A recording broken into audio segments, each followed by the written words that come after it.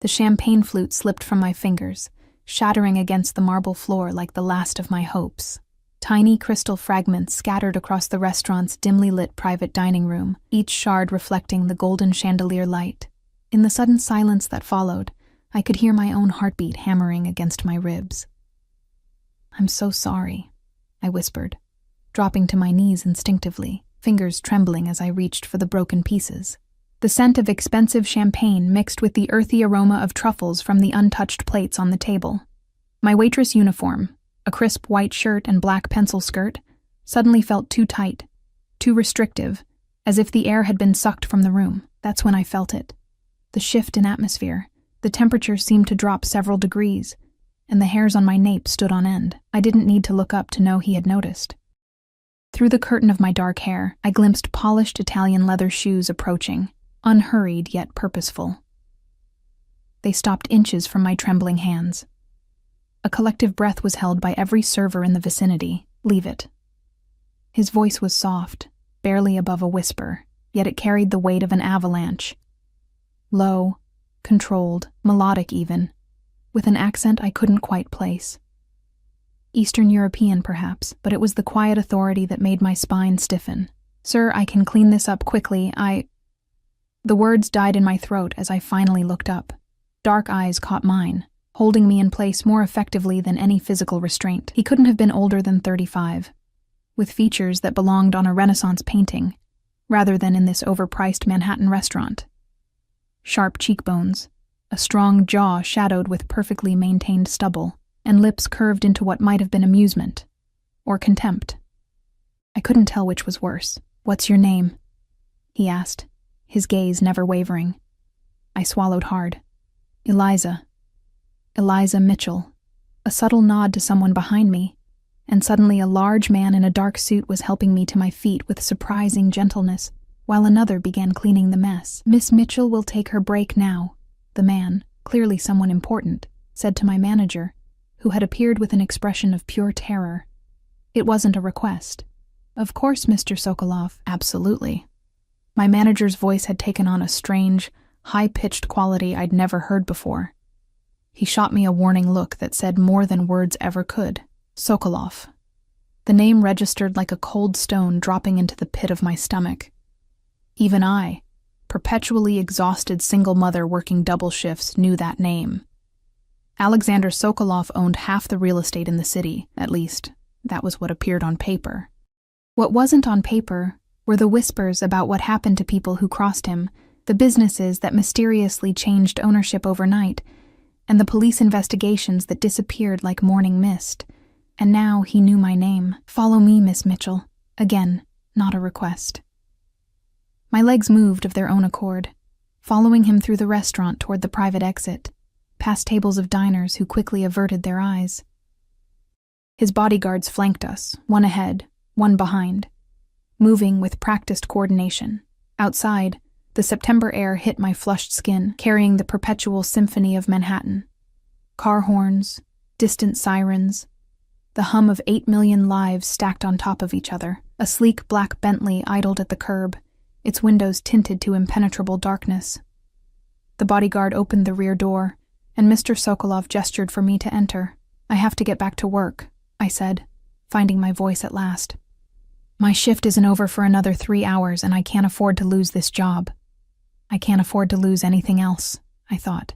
Images of my 4-year-old daughter Lily flashing through my mind, waiting at my neighbor's apartment for me to pick her up after my shift. Something flickered in his eyes, surprise, perhaps, that I hadn't immediately complied. "You'll be compensated for your time, Miss Mitchell. I merely wish to discuss something with you." "Discuss what?" The question escaped before I could stop myself.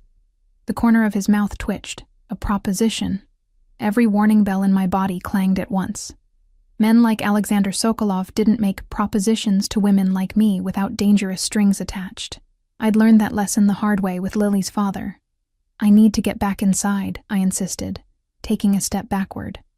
His expression didn't change, but something dangerous flashed in his eyes.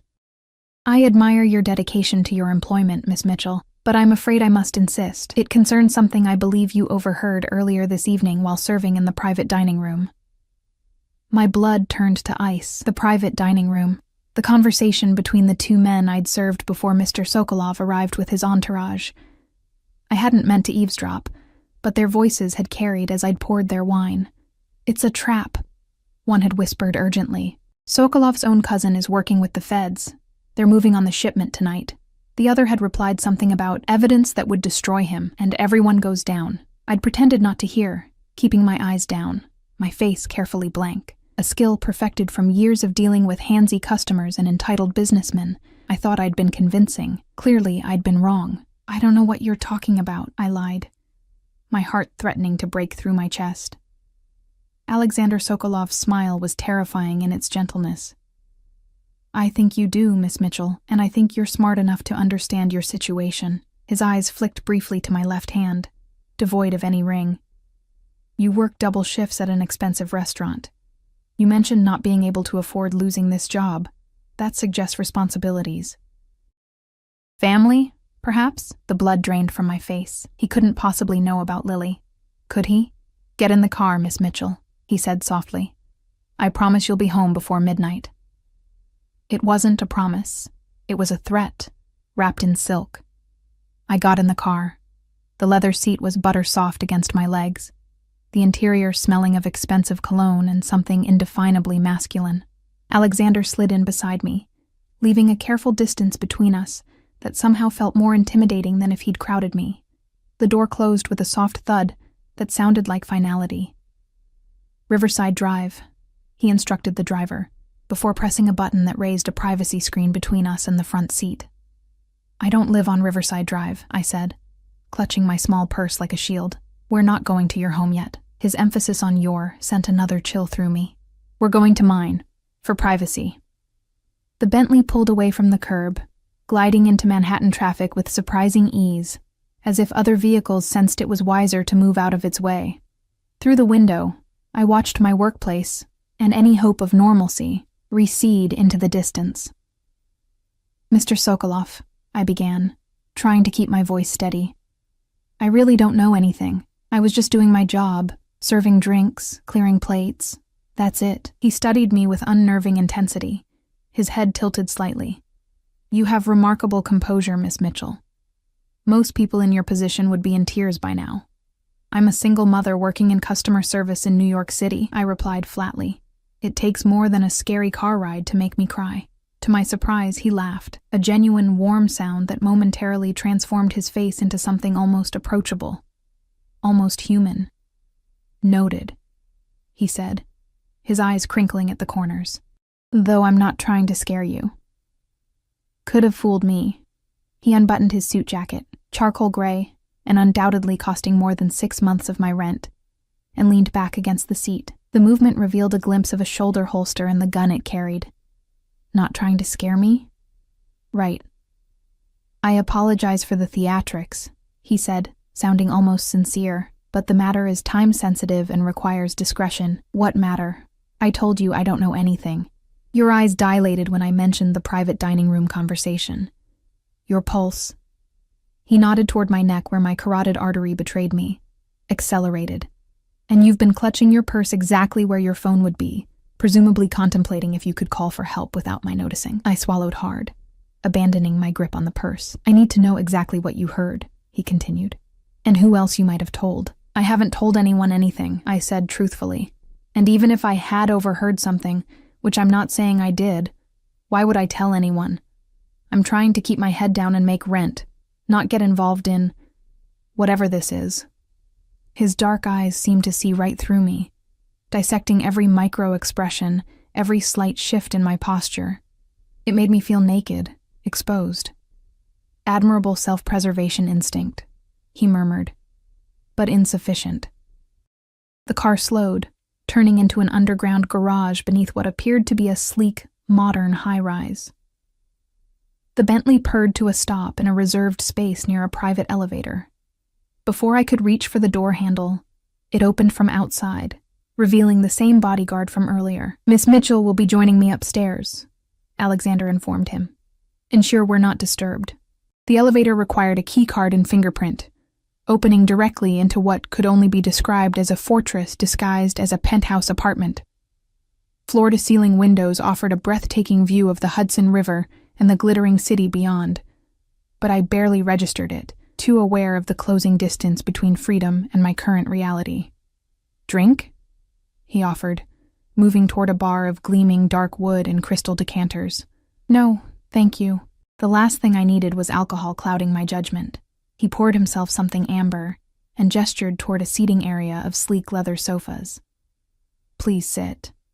I perched on the edge of a sofa, still clutching my purse, as he took the seat across from me. The coffee table between us offered little comfort as a barrier. "Let me be direct, Miss Mitchell. I know you overheard Victor Petrov discussing a federal operation targeting my business interests. What I need to know is what specifically was said about the nature of the evidence they claim to have." I stared at him, weighing my options. If I admitted overhearing anything, I implicated myself. If I continued denying it, he clearly wouldn't believe me, and God knows what would happen then. "I heard very little," I finally said, deciding that a partial truth was my safest bet. "Just that someone, your cousin apparently, was working with federal agents, and that they were moving on a shipment tonight. Then something about evidence, but they stopped talking when I approached the table again." Alexander's expression remained impassive, but his knuckles whitened around his glass. "Nothing about what kind of evidence, or where it's being kept," I shook my head. "Nothing specific, just that it would destroy you, and everyone goes down. That's it, I swear." He set his drink down and leaned forward, closing the distance between us. "And you told no one? Not even in passing? A text message to a friend, perhaps? A call during your break?" "No," I insisted. "Look, Mr. Sokolov, I have a 4-year-old daughter waiting for me at home. I work 2 jobs to keep a roof over our heads since her father decided child support was optional. The last thing I need is to get involved in whatever this is. I just want to go home, hug my kid, and pretend this night never happened." Something shifted in his gaze at the mention of my daughter. A softening, perhaps, or a calculation. "What's her name?" he asked unexpectedly. My protective instincts flared. "Why would you ask that?" "Simple curiosity." "Lily," I answered reluctantly. "Her name is Lily." He nodded, as if committing it to memory. "And her father? He's not in the picture?" "No, and I'd like to keep it that way." Alexander stood in one fluid motion, buttoning his jacket. "I believe you, Miss Mitchell, but I'm afraid our association can't end here. What you've overheard puts you in a complicated position." My stomach dropped. "What does that mean?" "It means," he said, retrieving his phone from his pocket, "that until this situation is resolved, you and your daughter will need protection." "Protection? From what?" "From the people who would very much like to see me destroyed. The same people who would not hesitate to use anyone, even a waitress who was in the wrong place at the wrong time, to achieve that goal." Before I could protest, he was speaking rapid-fire Russian into his phone, pacing the length of the window. I caught words that sounded like "secure" and "immediately" before he ended the call. "Mr. Sokolov," I said, rising to my feet, fighting to keep my voice level. "I appreciate your concern, but Lily and I don't need protection. What we need is for me to go home and pretend I never heard anything." He approached me, stopping close enough that I had to tilt my head back to meet his gaze, close enough that I could smell his cologne, something woodsy and expensive, and feel the heat radiating from his body. "I'm afraid that's no longer an option," he said softly. "Victor Petrov saw you serving that table. If what you overheard is true, then my cousin's federal friends already know about you too. They'll be looking for potential witnesses." "I'm nobody," I insisted. "Just a waitress. They have no reason to." "The FBI has been trying to build a case against me for years," he cut me off. "They'll use anyone, anything. And if they can't use you willingly, they'll find ways to compel your cooperation." A chill ran down my spine. "By threatening Lily," I whispered, the realization dawning with horrifying clarity. His eyes darkened. "Yes. But you're doing the same thing right now," I pointed out, anger flaring through my fear. Using my daughter as leverage. To my surprise, he took a step back, something like regret flickering across his features. "I'm offering protection, Miss Mitchell. There's a difference. Is there? Because from where I'm standing, it feels like I've traded one threat for another. His jaw tightened at my accusation, a muscle ticking beneath the smooth skin. For a moment, I thought I'd pushed too far. Then something unexpected happened. Alexander Sokolov sighed, the sound weary and strangely human. "You're not wrong," he conceded, moving back toward the bar to refill his glass. "But my threat, as you call it, comes with a guarantee of safety. Theirs does not." My phone vibrated in my purse, startling me. Mrs. Patel, my elderly neighbor who watched Lily when I worked late. I checked the screen, heart hammering. "Is everything okay? You're usually home by now. Lily is asking for you." "Your daughter?" Alexander asked, watching me closely. I nodded, the reality of my situation hitting me with renewed force. "I need to go home. My neighbor. She's watching Lily, but she's 82 and goes to bed early. You can call her. Tell her there was an emergency at work, that you'll be late." It wasn't a suggestion. With trembling fingers, I dialed Mrs. Patel's number, turning slightly away from Alexander for the illusion of privacy. "Mrs. Patel? It's Eliza." "Yes, I'm so sorry. There was an incident at work." I swallowed hard, the lie bitter on my tongue. "A customer had a medical emergency, and I have to stay to give a statement. Could you possibly keep Lily overnight? I'll pick her up first thing in the morning and pay you extra." The old woman's concerned questions made tears prick at my eyes. She'd been a godsend since I moved into the building 3 years ago, treating Lily like the grandchild she rarely saw. "Yes, I'm fine. Just tired. Thank Lily for the drawing she made me, and tell her I love her to the moon and back." My voice cracked on the familiar phrase, our nightly ritual when I tucked her in. "I'll see you both tomorrow. Thank you so much."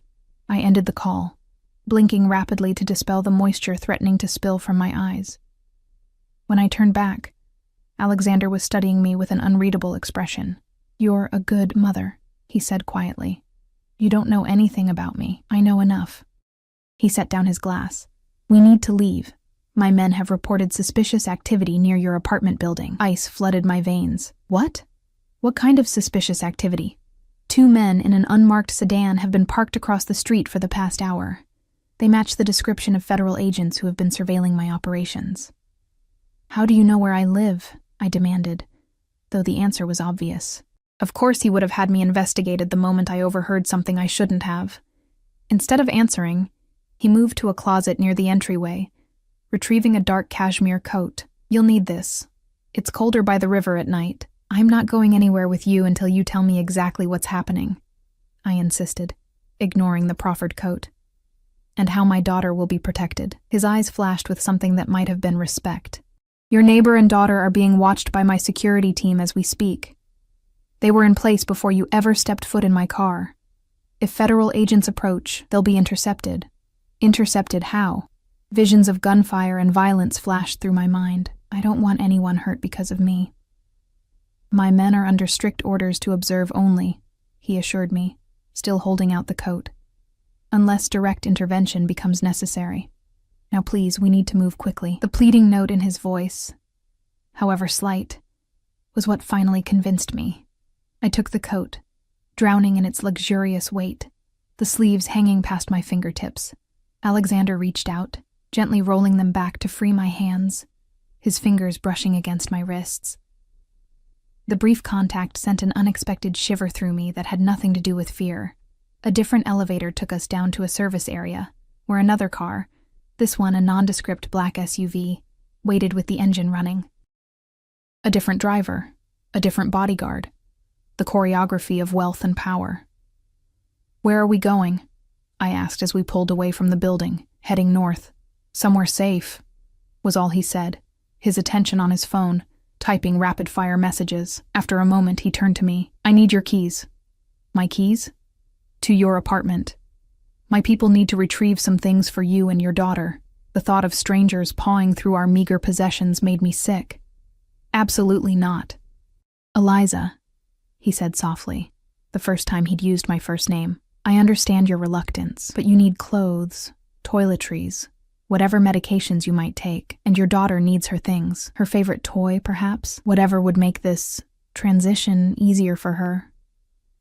I hated that he was right, hated even more the thought of Lily waking up tomorrow in a strange place without Mr. Snuggles, the threadbare teddy bear she'd had since birth. Fine, I conceded, digging in my purse for my keychain. But I'm making a list of exactly what they should get and where to find it. He produced a small notebook and pen from his jacket pocket as I wrote down detailed instructions. Mr. Snuggles on Lily's bed, her favorite purple pajamas in the second drawer, my medication in the bathroom cabinet. I felt a strange sense of surrender washing over me. I was no longer in control of my own life. I handed him the list and keys. If anything happens to her things, it won't, he assured me, tucking both into his pocket before making another call. The city lights blurred past the window as we drove, crossing into what appeared to be Westchester County. Eventually, the urban sprawl gave way to expansive properties set back from the road, hidden behind iron gates and stone walls. The SUV turned onto a private drive, winding through manicured grounds before stopping before a mansion that seemed to have materialized from another century, all stone and ivy and Gothic spires. "Welcome to my family estate," Alexander said, noting my wide-eyed expression. "It's been in the Sokolov family for 3 generations. You'll be safe here." A woman waited for us in the grand foyer, tall, blonde, impeccably dressed in a simple black dress and pearls despite the late hour. Her eyes, the same deep brown as Alexander's, assessed me with cool detachment.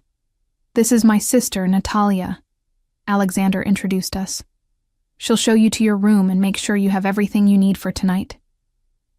Natalia's smile didn't reach her eyes.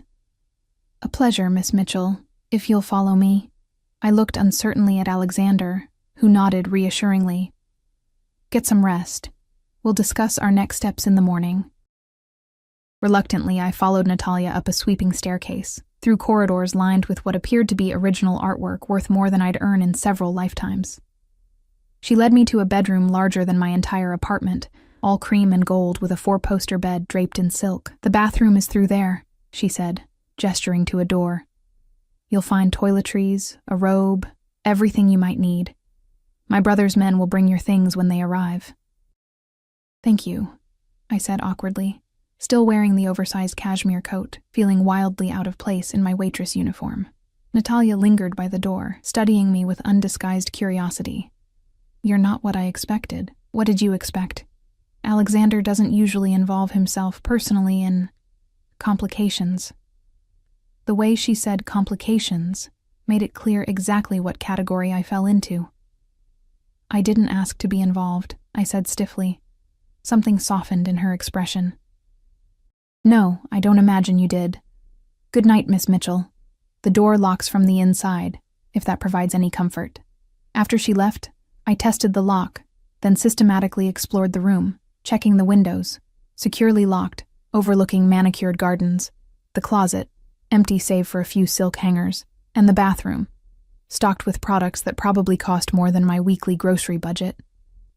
Finding no immediate means of escape or communication with the outside world, I sank onto the edge of the bed, the events of the evening crashing over me in waves. I was effectively a prisoner, separated from my daughter, caught in the crosshairs of a power struggle I barely understood. And yet, Alexander Sokolov had not harmed me, had even, in his way, shown concern for Lily's welfare. Was it possible he was telling the truth about protecting us? The alternative was too terrifying to contemplate. Exhaustion overtook me, and I must have dozed off, because the next thing I knew, there was a soft knock at the door.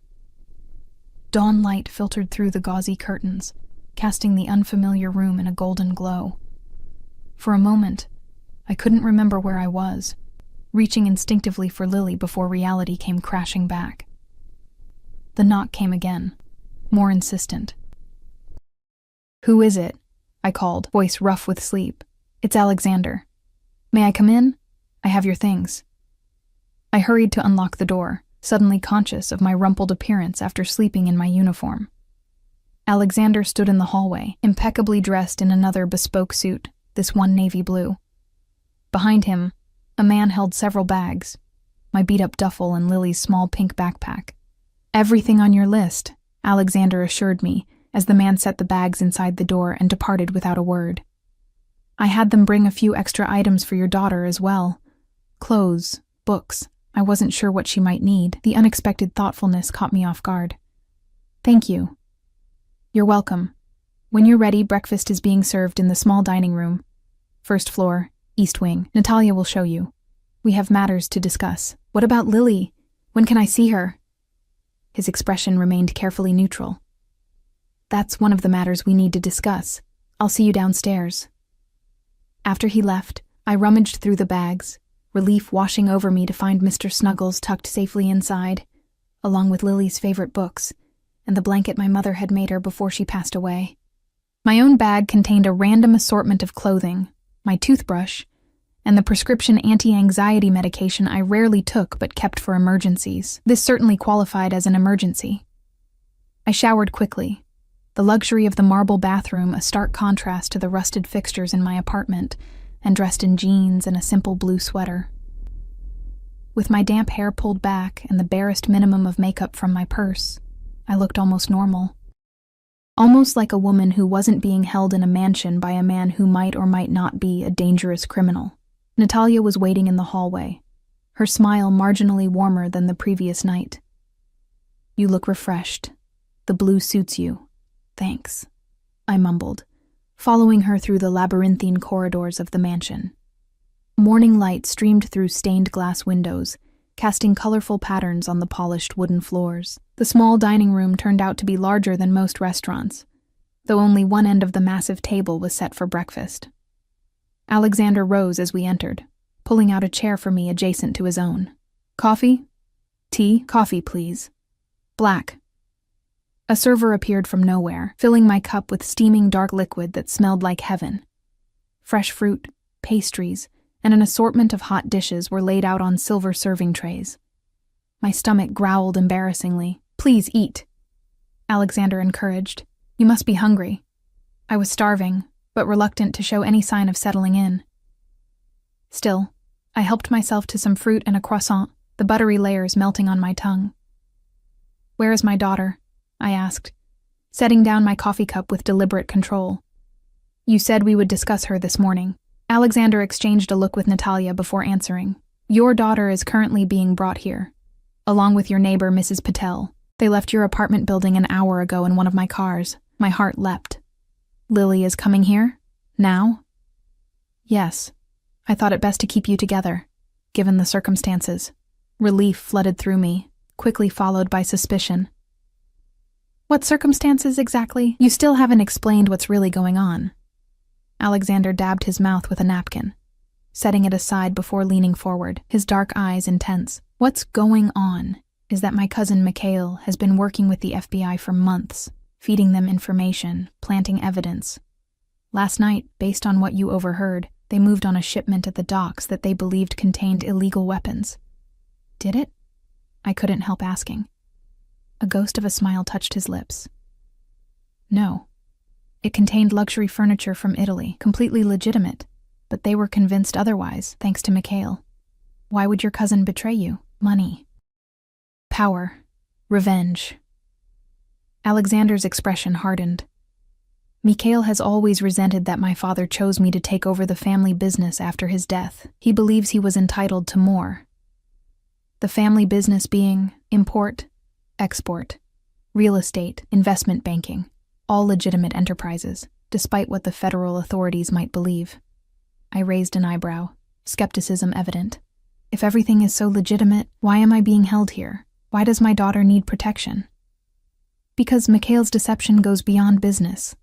He's made it personal. Alexander's hand clenched around his coffee cup.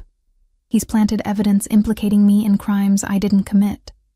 And he's willing to use anyone, including an innocent waitress and her child, to strengthen his case. What kind of evidence? I pressed. Financial records, altered to suggest money laundering. Communications fabricated to implicate me in smuggling operations. And now potentially a witness. Me? I stared at him, incredulous. But I didn't witness anything illegal. What you witnessed was Viktor Petrov discussing a federal operation with another associate. Viktor works for me, but he's also Mikhail's cousin on his mother's side. I believe he was intentionally having that conversation where you could overhear it. But why? I don't understand. Alexander's eyes never left mine. Because they need someone without direct ties to me, someone who appears innocent and credible to corroborate their fabricated evidence. A single mother working honest jobs to support her child? You're perfect. The implications crashed over me. They set me up to be their witness against you? Yes. And when you disappeared from your shift last night without explanation, you confirmed their suspicions that you had heard something important. His voice softened fractionally. I'm sorry, Eliza. You were drawn into this through no fault of your own. My head spun with the implications. So what happens now? Lily and I just stay here indefinitely? Until I can resolve the situation with Mikhail and clear my name, yes. It's the only way to ensure your safety and your daughter's. I set down my fork, appetite gone. And if I refuse? If I want to leave? Take Lily? And disappear somewhere? The light caught Alexander's eyes as he leaned forward, turning them almost golden. Then I would have no choice but to let you go. But I would strongly advise against it. Mikhail knows who you are, where you live. My resources for protection far exceed what you could manage on your own. A soft knock at the door interrupted us. Natalia rose to answer it, exchanging quiet words with someone in the hallway before turning back to us, her expression softening. Your daughter and Mrs. Patel have arrived, she announced. They're in the west parlor. I was on my feet instantly, heart pounding. Take me to them. Now. Alexander stood as well, adjusting his suit jacket. Of course. But Eliza...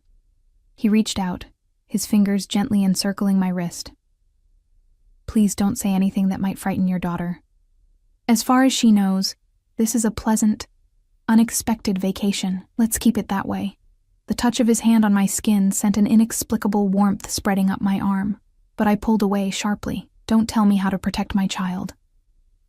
His expression remained impassive, but something flickered in his eyes, hurt, perhaps, or frustration.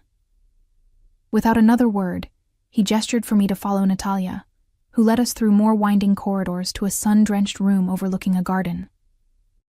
And there, building a tower of colorful blocks on a plush carpet, was my daughter.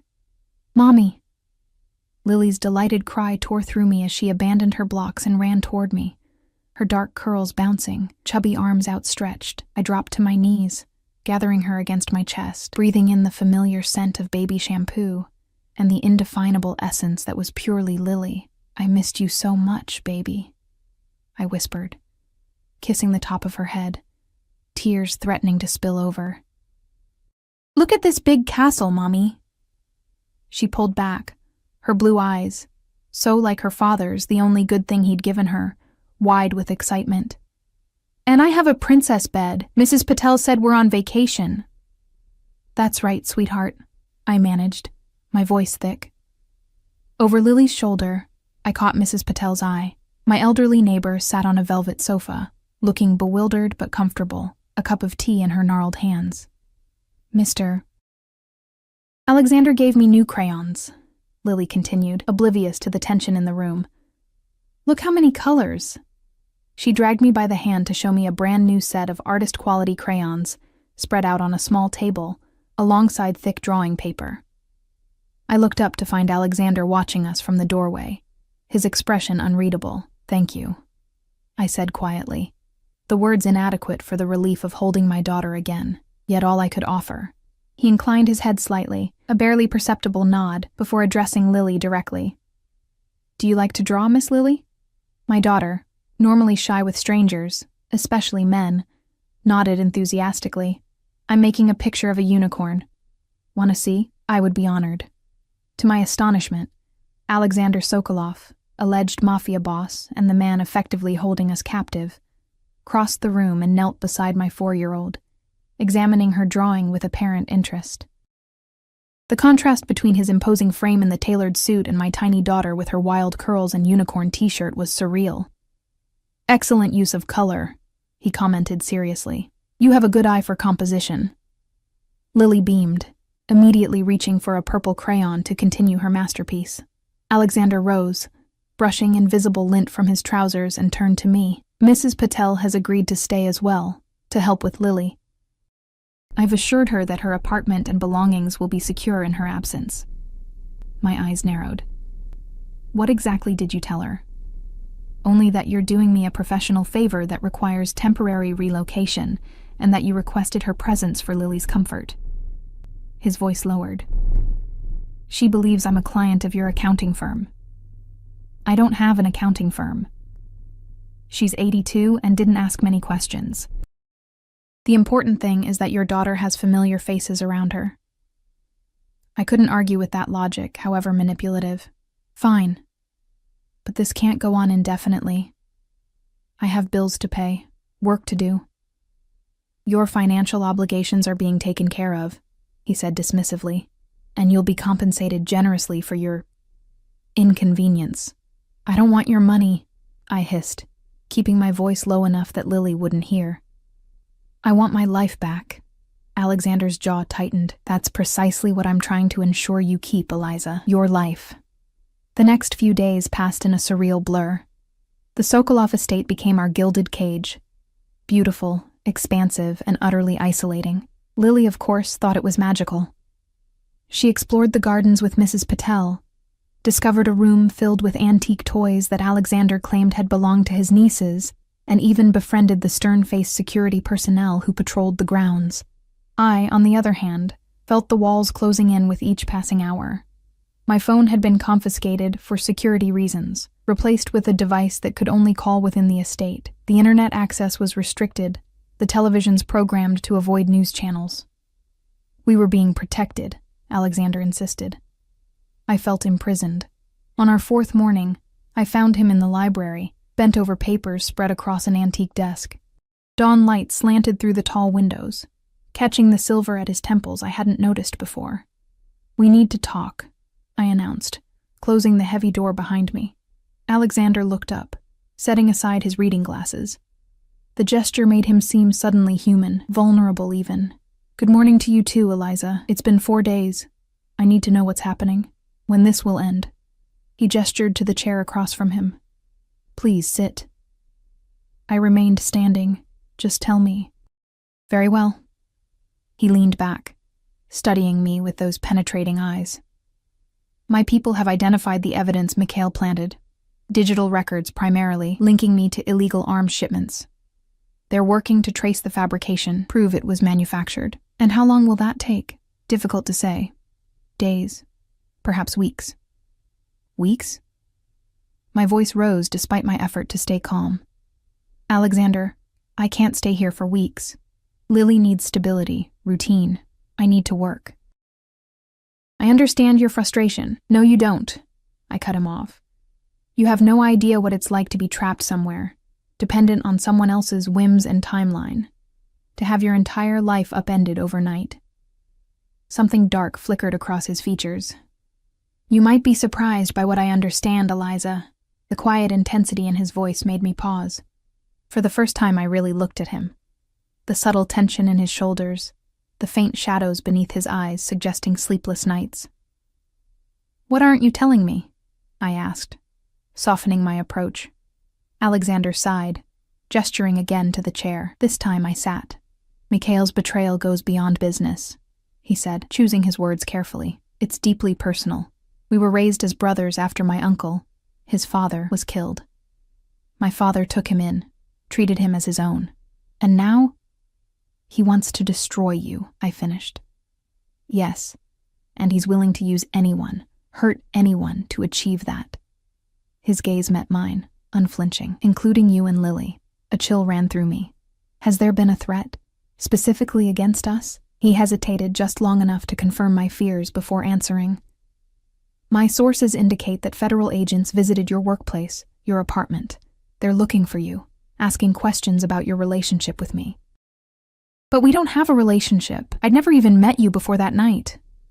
Mikhail has suggested otherwise. He's painting a picture of you as my confidant, perhaps more. Someone who has witnessed my alleged criminal activities firsthand. The implications turned my blood cold. That's insane. No one would believe that. People believe what supports their existing narrative. Alexander's voice was gentle, almost sad. The FBI has been trying to build a case against me for years. They're eager to accept Mikhail's fabrications. I pressed my fingertips to my temples, trying to process this new information. So I'm not just a witness now. I'm your accomplice? In their version of events, yes.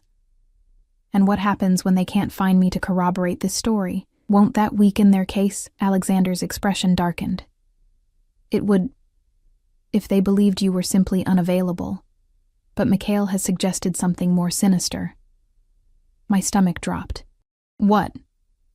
That I've eliminated a liability. The clinical way he said it, eliminated a liability, sent a shiver down my spine. He's telling them you killed me? Not explicitly. Just raising the possibility that your disappearance might not be voluntary. I leaned forward, gripping the edge of the desk. So let me go. Let me walk into a police station and tell them I'm fine, that I've never witnessed anything illegal, that I barely know who you are, and sacrifice the safety that provides you and Lily? His voice lowered. They wouldn't believe you, Eliza. They'd assume you were coerced, threatened. And they'd be right about one thing: you would be in danger the moment you left my protection. Just not from me. The frustration and fear I'd been battling for days surged to the surface. So this is my life now? Hiding away in your mansion indefinitely? What about Lily's school? My jobs? Everything I've worked for? It won't be indefinite. I promise you that. Alexander stood, moving around the desk until he was beside me. I have people working day and night to unravel Mikhail's deception, to prove the evidence was fabricated. And if they can't? His hand covered mine on the desk, warm, surprisingly calloused for a man of his wealth. They will. I won't allow you and your daughter to pay the price for my family's sins. The sincerity in his voice caught me off guard, as did the simple human contact. How long had it been since someone had touched me with such gentleness? Not since before Lily's father had walked out, claiming parenthood was cramping his lifestyle. Alexander seemed to realize he'd crossed some invisible boundary and withdrew his hand. I've made arrangements for a tutor for Lily, by the way. She mentioned she'll be starting kindergarten soon. I thought perhaps some pre-kindergarten lessons might help maintain that routine you spoke of. The thoughtfulness of the gesture, remembering such a small detail about my daughter, left me momentarily speechless. This man, who could be orchestrating violence and crime from behind his elegant desk, had concerned himself with my 4-year-old's education. Thank you, I said finally. That would be good for her. A tentative smile touched his lips. Excellent. And perhaps there might be something here to occupy your time as well. I understand you studied accounting before Lily was born? I stared at him, astonished. How could you possibly know that? I make it my business to know the people under my protection. The smile widened slightly, and Mrs. Patel is quite talkative when offered premium Earl Grey tea. Despite everything, I felt a reluctant laugh bubble up. I did 2 years of accounting courses at community college. Had to drop out when I got pregnant. The estate's financial manager could use assistance with quarterly reports, if you're interested. The offer dangled between us, a small piece of normalcy, purpose. A way to reclaim some agency in a situation where I had none. I'll think about it, I said, unwilling to concede too easily. He nodded, accepting the boundary. The offer stands. Now, if you'll excuse me, I have a video conference in 10 minutes. As I turned to leave, his voice stopped me at the door. Eliza? I looked back at him. This enigma of a man who had upended my life. I am sorry for all of this. The sincerity in his voice was unmistakable, and for a moment, I glimpsed something beneath the controlled exterior, regret, perhaps, or loneliness. I know, I said softly, and left him to his empire of paper and power. That night, after tucking Lily into her princess bed and reading 3 stories, I wandered the quiet hallways of the mansion, restless with pent-up energy and anxiety. The security staff nodded respectfully as I passed, no longer hovering quite so closely. Either they'd decided I wasn't a flight risk, or Alexander had ordered them to give me space. My aimless wandering led me to a balcony overlooking the rear gardens, the night air crisp with approaching autumn. The stars seemed impossibly bright away from the city's light pollution, a canopy of diamonds against velvet blackness. Couldn't sleep.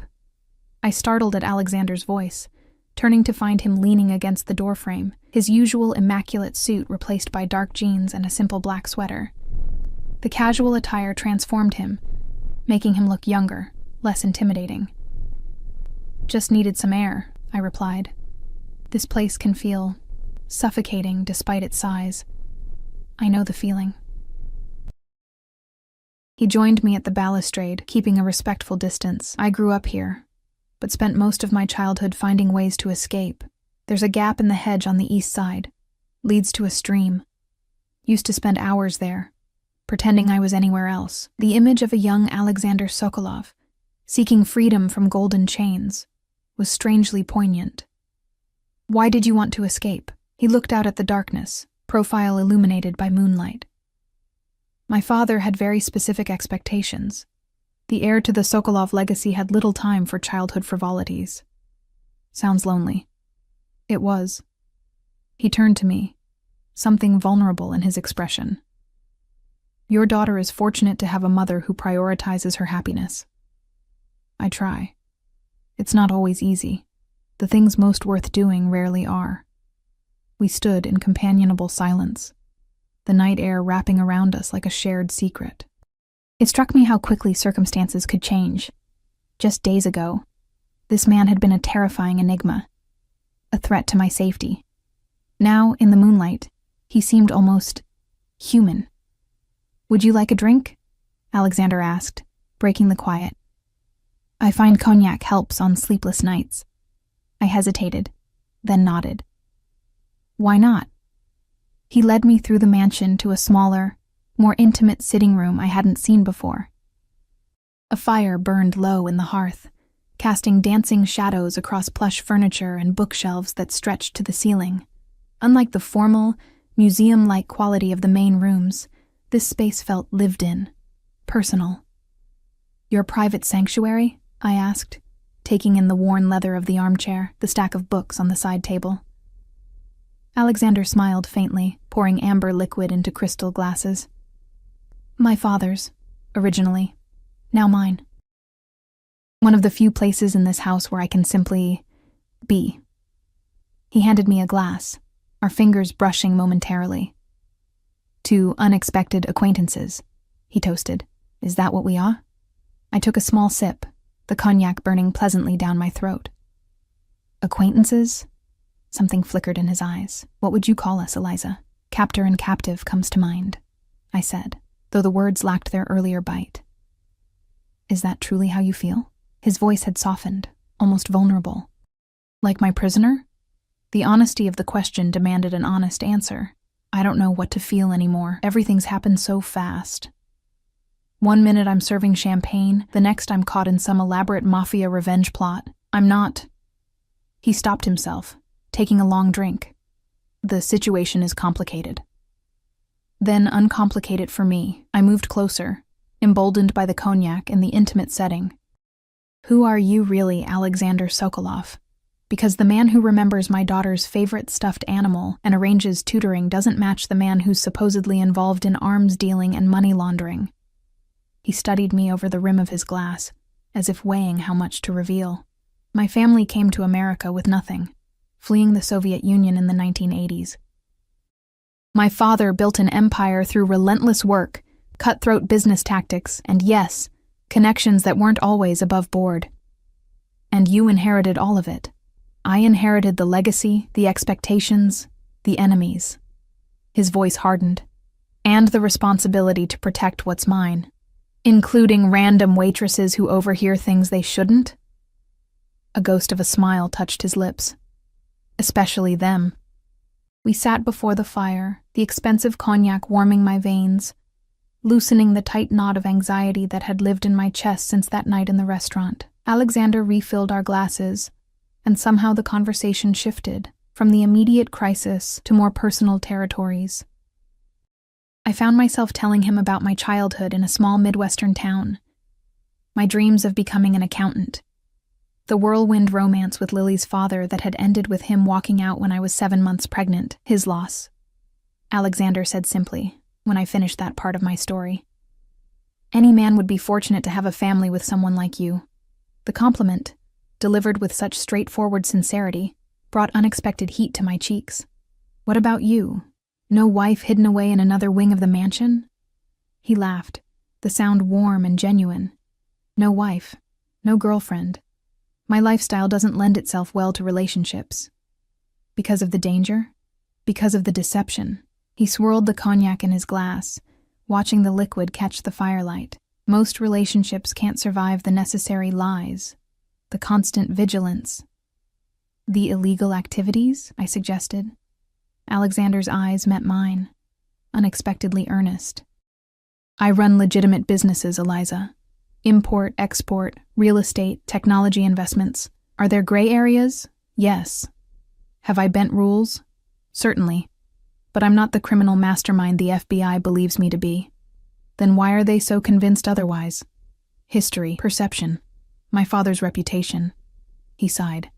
"And because men like me, men with power, with Russian names and suspicious fortunes, make convenient villains." I wanted to believe him, more than I should have. "And Mikhail? Why betray his own family?" A shadow passed over Alexander's features. "Mikhail believes he was cheated of his birthright, that my father favored me unfairly. The truth is more complicated. It usually is." Our eyes locked across the small space between us, some unspoken current passing between us. In the firelight, with his guard down, Alexander was devastatingly handsome. The sharp angles of his face softened, dark eyes reflecting flames. "You should get some sleep," he said suddenly, setting down his glass. "It's late." The abrupt shift in his demeanor was jarring. Had I imagined that moment of connection? "Right, of course." I stood, smoothing non-existent wrinkles from my jeans. "Thank you for the drink and the conversation." He walked me to the door, maintaining a careful distance now. "Good night, Eliza." "Good night, Alexander." As I navigated the darkened corridors back to my room, I tried to make sense of the conflicting emotions swirling through me. This man had effectively kidnapped me, separated me from my life, held me in a gilded cage. Yet I found myself drawn to him in ways I couldn't explain, or perhaps didn't want to acknowledge. The following days fell into an unexpected rhythm. Mornings with Lily and her new tutor, a kind-faced woman named Ms. Chen who had Lily writing her name and counting to 20 within days. Afternoons helping the estate's financial manager, losing myself in the familiar comfort of spreadsheets and calculations. Evenings with Alexander, when he was present. Sometimes formal dinners with Natalia, sometimes quiet conversations in his private study. I told myself it was Stockholm Syndrome, developing attachment to my captor as a survival mechanism. But in my more honest moments, I knew it was something else entirely. Something dangerous. A week after our fireside conversation, everything changed. I was in the garden with Lily, watching her chase butterflies across the manicured lawn, when Natalia appeared, her usual composed expression replaced with tight-lipped concern. "Alexander needs to see you," she said quietly. "Immediately. Mrs. Patel will watch Lily." "What's wrong?" She just shook her head, leading me quickly through the house to Alexander's study. He was on the phone when we entered, speaking rapid-fire Russian, his free hand clenched in a white-knuckled fist on the desk. When he saw me, he abruptly ended the call. "What's happened?" I asked, heart racing at his expression. "Mikhail has escalated the situation." His voice was controlled, but I could hear the fury simmering beneath. "He's given an interview to a journalist, claiming you were my mistress who witnessed illegal activities and has now disappeared under suspicious circumstances." The blood drained from my face. "What? That's insane. I'd never even met you before that night." "I know that. But the story is already spreading online. Your photo from your waitressing job's staff page is being circulated." Horror washed over me. My face is being shown alongside accusations about being a criminal's mistress? What if Lily sees that someday? What about my reputation, my future employment? Alexander crossed the room, taking my trembling hands in his. "I will fix this, Eliza. I promise you." "How?" I pulled away, pacing the room. "How can you possibly fix the fact that I'm now being publicly linked to the Russian Mafia? The people think I'm either your accomplice or your victim. We have options." His voice remained steady. "My lawyers can issue denials. threaten the publication with lawsuits for defamation. Or what? He hesitated, clearly reluctant to voice the alternative. Tell me, I insisted, or we give them a different story, one that explains your presence here without the criminal implications. A cold realization dawned. You want me to publicly claim I am your mistress? Not mistress, he corrected quickly, but perhaps a new relationship. It would explain your sudden departure from your regular life, your presence here. We could control the narrative. Anger flared, hot and sudden. You want me to pretend to be dating you? To willingly attach my name, and by extension, my daughter's life to yours permanently? Are you insane? It's not ideal, I admit. Not ideal, I laughed, the sound brittle with hysteria. It's absolutely out of the question. I won't have Lily grow up with her mother known as the Mafia boss's girlfriend, real or otherwise. Alexander's jaw tightened. Then what do you suggest? Because right now, the narrative painting you as either my accomplice or my victim is spreading. At least this way, we control the story. I suggest you do what you promised. Find the evidence Mikhail planted, clear your name, and let us go back to our lives. I'm trying, he said, voice raw with frustration. But these things take time, and Mikhail is moving faster than anticipated. He's desperate, which makes him dangerous. Dangerous to who? You? Or me and Lily? His silence was answer enough. Oh God. I sank into a chair, the full weight of our situation crashing down. He's going to come after us directly, isn't he? To strengthen his story. Alexander knelt before me, his large hands covering mine. I won't let that happen, Eliza. I will protect you and Lily with my life if necessary. The fierce conviction in his voice sent an unexpected shiver through me. Why? Why risk everything for us? We're nothing to you. His dark eyes held mine, something unspoken burning in their depths. You're not nothing. 3 simple words, you're not nothing. Yet they reverberated through me like thunder. Alexander's gaze held mine, unguarded for perhaps the first time since we'd met. What I saw there stole my breath, determination, protectiveness, and something else entirely, something I wasn't ready to name. Alexander, I began, unsure what I even wanted to say. The door burst open, shattering the moment. One of Alexander's security team stood there, breathing hard. Sir, we have a situation. Perimeter breach on the east side, 3 vehicles approaching the main gate. Alexander was on his feet instantly, all vulnerability vanishing behind a mask of cold efficiency. Federal agents? Unknown, sir, but they're heavily armed. Not standard FBI protocol. Mikhail, Alexander breathed, face hardening into granite. He's done waiting for the feds to build their case. He turned to me, eyes intense. Where's Lily? In the garden with Mrs. Patel, I said, panic rising like bile. What's happening? He was already moving, barking orders into a phone. Natalia, lockdown protocol. Get the child and the old woman to the safe room. Now. Safe room? Lockdown protocol? The surreal nature of my situation hit me anew as Alexander guided me swiftly through the mansion, his hand firm at the small of my back. Security personnel materialized from seemingly nowhere, weapons drawn, moving with practiced precision. Alexander, you're scaring me, I managed, trying to keep pace with his long strides. Good. Fear will keep you alert. His voice was clipped, all traces of the man by the firelight gone. My cousin has apparently decided to take matters into his own hands. If he can't convince the authorities I've harmed you, he'll do it himself. Ice flooded my veins. What does that mean? He stopped abruptly, turning to face me, hands gripping my shoulders. It means he's coming to kidnap you, maybe kill you, and blame it on me. The perfect evidence to complete his fabricated case. But that's insane. He'd murder an innocent person just to frame you? Alexander's eyes darkened. Mikhail crossed the line from sanity long ago. Blood feuds in my family tend to escalate. A series of sharp pops echoed from outside. Gunfire. My heart threatened to burst from my chest. Lily, I gasped, trying to pull away. I need to find Lily. Natalia has her. She's taking her to the safe room. He pulled me down a corridor I'd never seen before, toward what appeared to be a blank wall. With practiced movements, he pressed a sequence on a panel hidden behind a painting. The wall slid open, revealing a narrow staircase descending into darkness. "You have a literal secret passage?" I would have laughed if terror hadn't been choking me. Old house. Old secrets. He ushered me forward. "Go.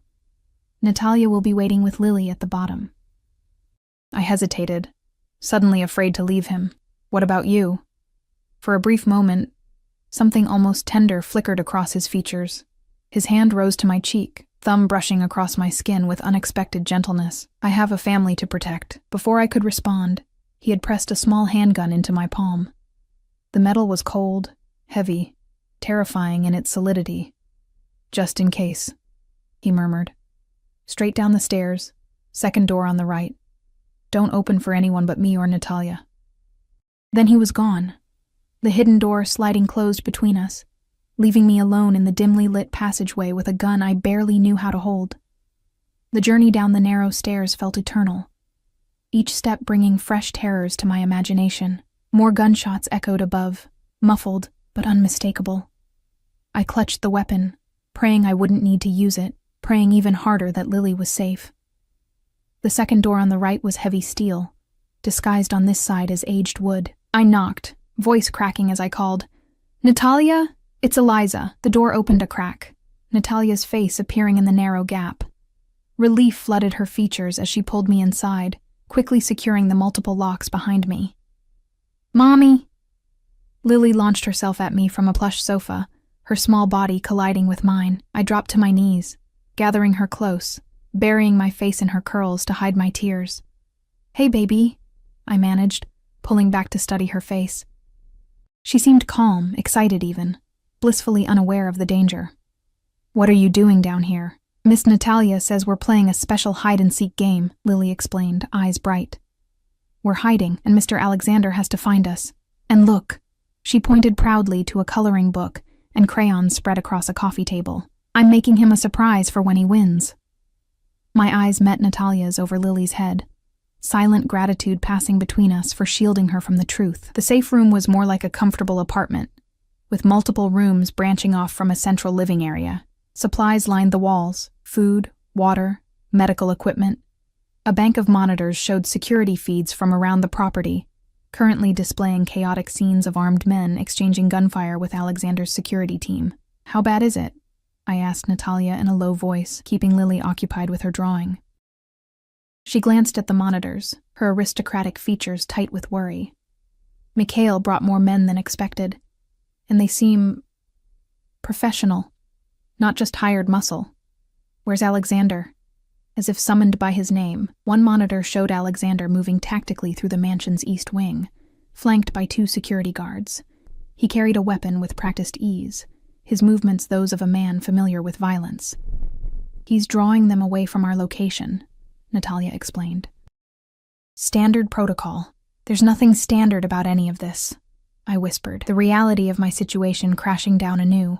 One minute I'm serving champagne, the next I'm in a bulletproof panic room while Mafia factions shoot at each other. Natalia's hand covered mine, surprisingly warm. "My brother will protect us, all of us." "Why?" The question that had been burning inside me for days finally escaped. Why risk everything for me and Lily? We're strangers to him. Something knowing flickered in Natalia's eyes. "Are you really so blind? Have you not seen how he looks at you?" Heat rushed to my face. That's ridiculous. We barely know each other." "Alexander has known many people in his life, Eliza. Business associates, political allies, countless beautiful women. But in all his 38 years, I've never seen him look at anyone the way he looks at you." "What way is that?" I asked, almost afraid of the answer. "Like a man who's found something worth living for, beyond duty, beyond the family legacy." Her gaze shifted to Lily, happily coloring at the table. "You gave him a glimpse of what he's been missing. A real family, built on love rather than obligation and fear." I shook my head, unwilling to process the implications. Even if that were true, which is absurd, it doesn't change who he is, what he does. And what is that exactly? Natalia challenged. Do you really know, or are you believing the same stories the FBI does? Before I could answer, the monitor showing Alexander suddenly erupted in chaos. Gunfire flashed, the camera angle shifting wildly as one of his men fell. I watched in horror as Alexander took cover behind a marble column, returning fire with calculating precision. Then another figure entered the frame, a man resembling Alexander but leaner, with features twisted in hatred. He shouted something, gesturing wildly with his weapon. "Mikhail," Natalia breathed, tension radiating from her body. The cousins faced each other across the grand foyer, weapons raised, decades of resentment crystallized into this deadly confrontation. Their lips moved, but the security feed had no audio. Whatever Mikhail said made Alexander's expression darken dangerously. Then, to my horror, Mikhail gestured toward the direction of the safe room. He knew where we were. The next moments unfolded in slow motion. Mikhail raised his weapon, not at Alexander, but toward the wing concealing our location. Alexander lunged forward, placing himself in the line of fire. The muzzle flashed, and Alexander staggered, red blooming across his white shirt. "No!" The cry tore from my throat before I could stop it. On screen, Alexander recovered, returning fire with deadly accuracy. Mikhail crumpled to the floor, weapon clattering away. Alexander stood over his fallen cousin, speaking words we couldn't hear, before turning his attention to his own wound. "He's hurt," I whispered, fear gripping my heart for reasons I wasn't ready to examine. Natalia was already moving to the safe room's communication system. "Medical team to the main foyer," she ordered, her voice calm despite the situation. "Security sweep of all sectors. Confirm hostiles contained." Responses crackled through, confirming that Mikhail's men were either subdued or retreating.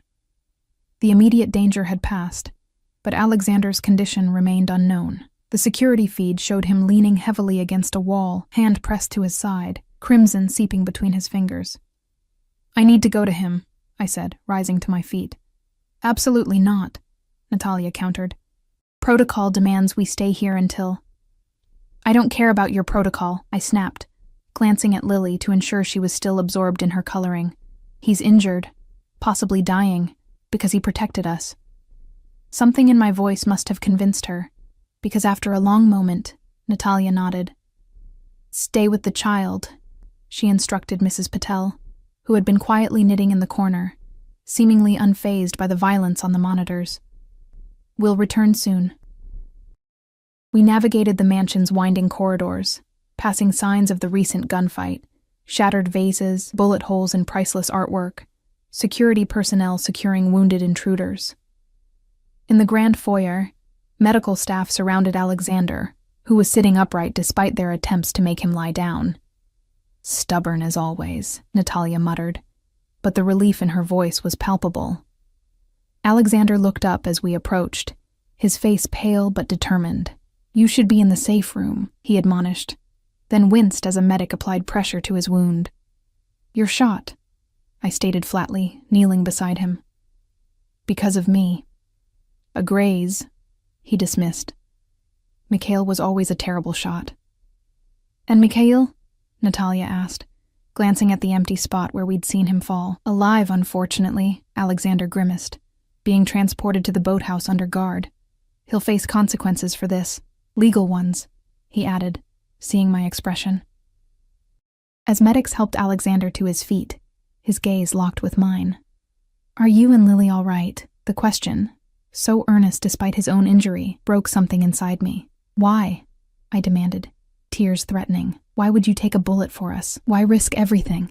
The crowd around us seemed to fade away as Alexander reached for my hand, clasping it in his blood-stained one. "Because in a lifetime of protecting things, property, business interests, family legacy, I finally found people worth protecting." 3 weeks later, I stood in Alexander's study, watching autumn leaves dance across the manicured lawn through the tall windows. So much had changed since the day of Mikhail's attack. Evidence recovered from Mikhail's home had confirmed Alexander's claims. Doctored financial records, fabricated communications, even staged photographs meant to incriminate him. With Mikhail in federal custody, facing charges of attempted murder and conspiracy, The FBI had been forced to reevaluate their case against Alexander. Not that he was entirely innocent. I wasn't naive enough to believe that. But the crimes Mikhail had accused him of were fabrications, meant to destroy both Alexander and, collaterally, me and Lily. "Penny for your thoughts?" Alexander's voice came from behind me, accompanied by the subtle scent of his cologne. His wound had healed well, leaving only a small scar to join others I'd glimpsed when the medics had cut away his shirt. "Just thinking about how strange life is," I replied, turning to face him. "One moment can change everything." He crossed to stand beside me, close enough that I could feel the warmth radiating from his body. "Do you regret it? Being here?" "I regret the danger it brought to Lily," I answered honestly. "But no, I don't regret meeting you." His hand found mine, fingers intertwining with practiced ease. These small touches had become common between us in recent weeks, a gradual, cautious progression toward something neither of us had named. "The FBI has officially dropped their investigation," he said. "You and Lily are free to return to your apartment whenever you wish." The words should have brought relief. Instead, I felt an unexpected hollowness. "And what if we don't wish to? Not yet, anyway." Alexander's eyes darkened with an emotion I was finally ready to acknowledge. "Then you would make me very happy." "Lily loves it here," I said carefully. "She'd miss her tutor, the gardens. Mrs. Patel has practically adopted your chef." "And you?" he asked, the question heavy with meaning. "What would you miss, Eliza?" I met his gaze, allowing myself to be honest. With him, with myself. I'd miss the man who took a bullet for my daughter, who remembered her favorite stuffed animal, who sees me, really sees me, in a way no one ever has. Alexander's hand rose to cup my cheek, his thumb tracing the curve of my lips. "Stay," he whispered. "Not as someone under my protection, but as someone who chooses to be here, with me. It won't be simple," I warned. "Your world is complicated, dangerous." "Yes," he agreed, "but infinitely better with you in it." As his lips found mine in a kiss that felt like coming home, I realized that sometimes the greatest traps aren't the ones we fall into, but the ones we willingly choose. Eyes wide open, hearts fully engaged. And this trap? The one I'd whispered warnings about that night in the restaurant? It had become my salvation.